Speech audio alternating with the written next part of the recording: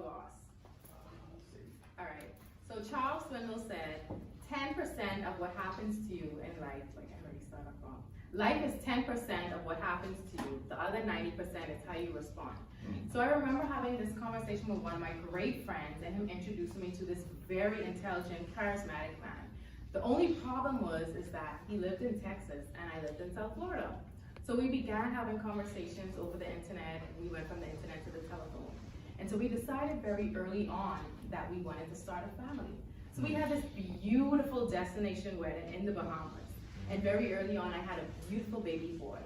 So I remember one day going to Walgreens, and I spent maybe about $50 on some essential items for myself. And I remember getting a text, and it said, that money is for emergencies. Put it back. It shouldn't be spent. And I thought to myself, girl, you better get a job so you could buy whatever you want. And one argument led to another argument, to another argument. And one day I was home preparing to celebrate my son's first birthday party. I was watching him take his first steps, saying his first words, and I hear a knock on the door. And I'm like, I'm not expecting anyone, who's that? So I just answer it. I open the door and there's a city worker handing me a manila envelope. So I'm like, oh, okay. I open it. You have been served with divorce papers. And I'm like, what? You've been married like what? All of a year? And I'm like, what am I gonna do? I'm confused. I'm alone. I'm disappointed. I feel rejected. And I remember my mom flying in from the Bahamas and us loading up the car with our clothes and driving all the way back to South Florida.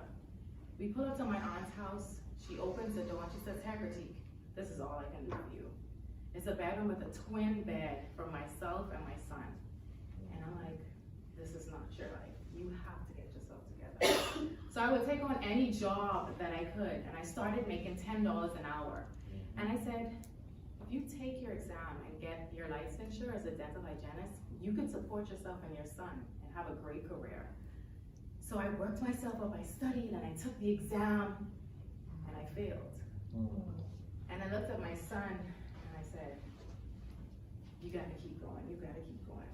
So I studied, I was more prepared this time, and I failed again. And I looked at my son, and I said, you gotta keep going, you gotta keep pushing it only for him. And so I studied, and I prepared myself even more this time. And I passed the exam. And I was able to land myself a job in a dental hygiene office. I was able to purchase my own car and purchase my own house. And Tracy McMillan said, everything is gonna work itself out, and if it doesn't, if everything is gonna work itself out in the end, and if it doesn't, it's not the end. So I share that with you guys to let you guys know that no matter how weak you may feel, all things are possible through God who gives you strength.